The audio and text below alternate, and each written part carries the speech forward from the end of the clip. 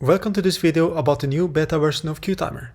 We have been working for quite a while now in the Mac version, and we have made some progress, I think, with some interesting features, and everything will be covered in this video.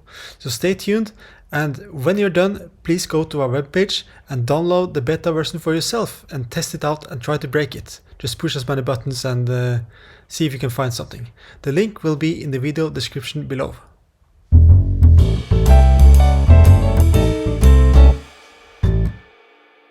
So we've gone in a couple of directions. One thing is that it's easier to edit the list, and we have some new ways of creating new timers. So all these things is just things that will save you a second here and there, but I think if you are really stressed, you're about to run your show, I think you will appreciate what we have done in CueTimer. So if you remember the old version, you could insert new timers like this. So you have first a name, and you can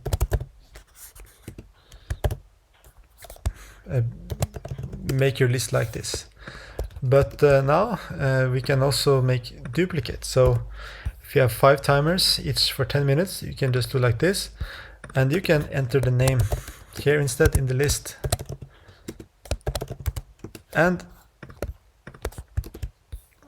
you can also make this list completely empty. Let's say we have 5 timers, and you can just work exclusively in the list. You don't need to use the new timer menu at all, because we think this is a faster way of working, like you do in Excel or Google Sheet. Just work in the spreadsheet, you know. So yeah.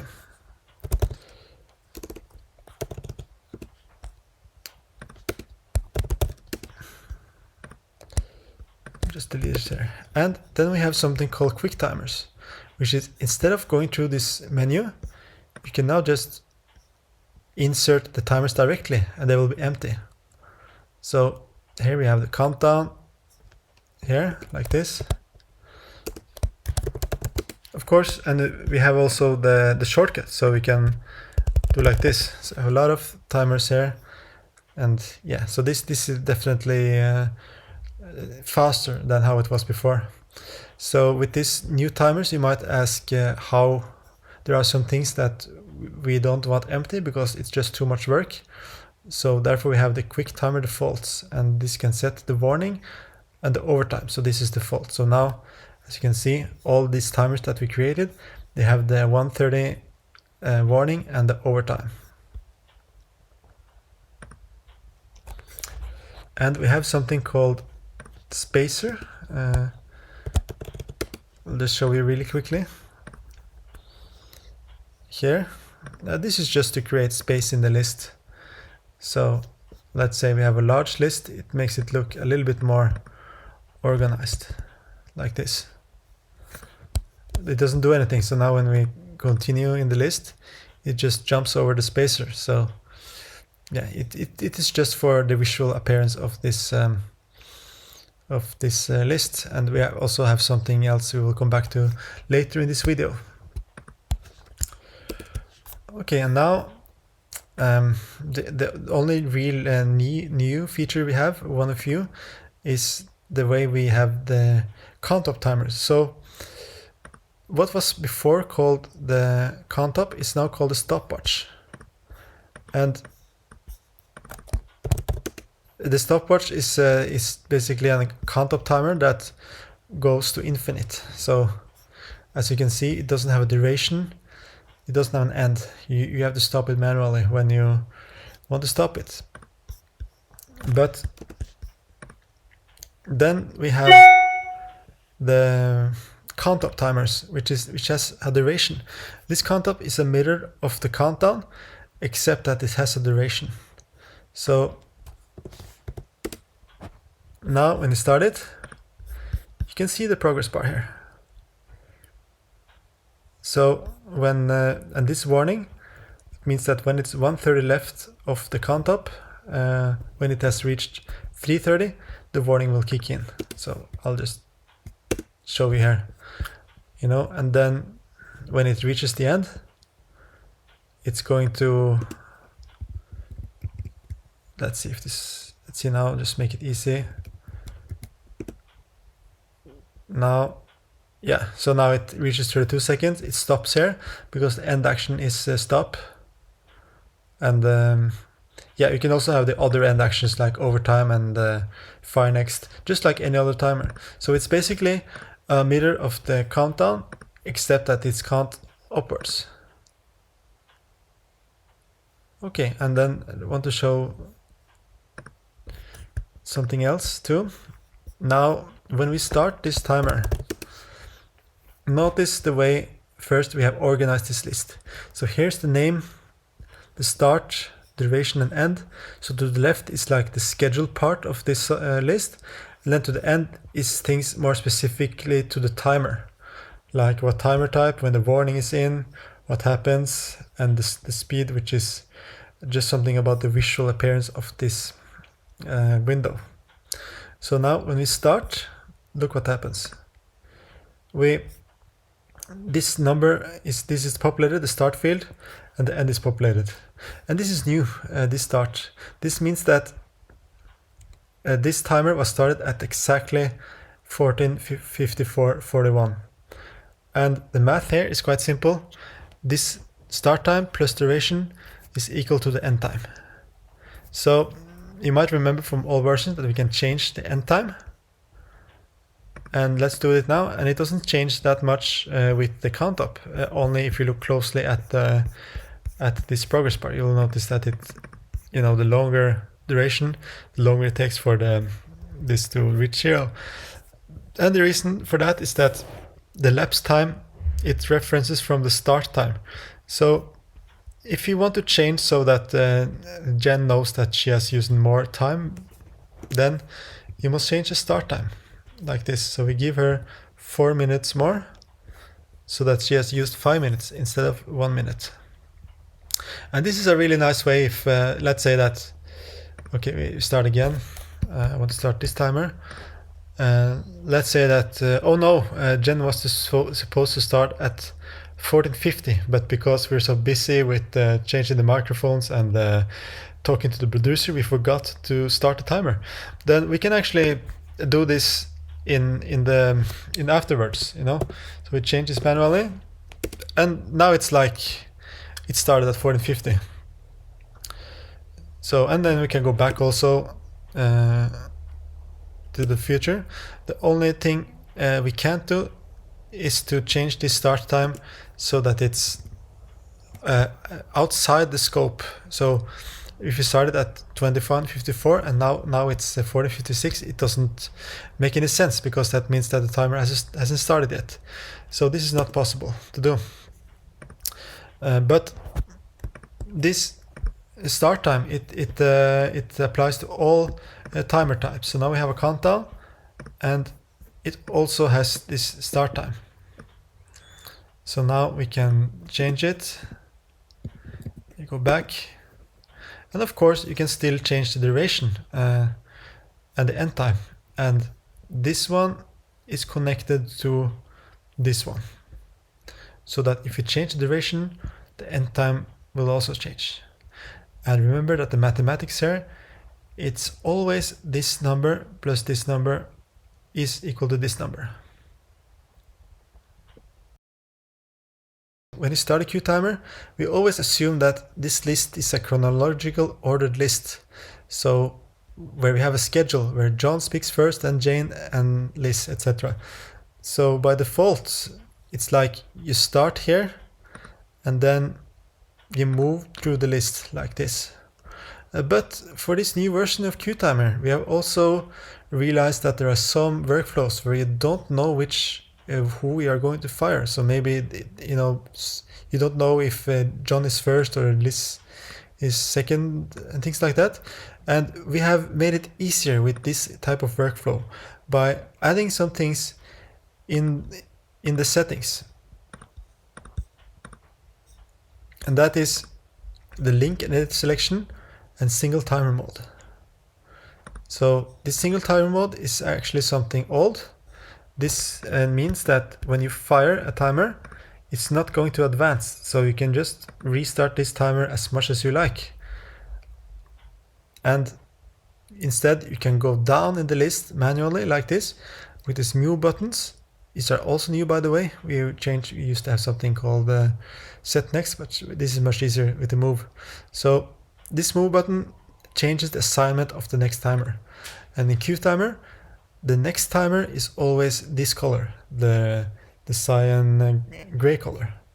And the current timer is the red timer. And you can see it also that it has this, this a little bit wider text.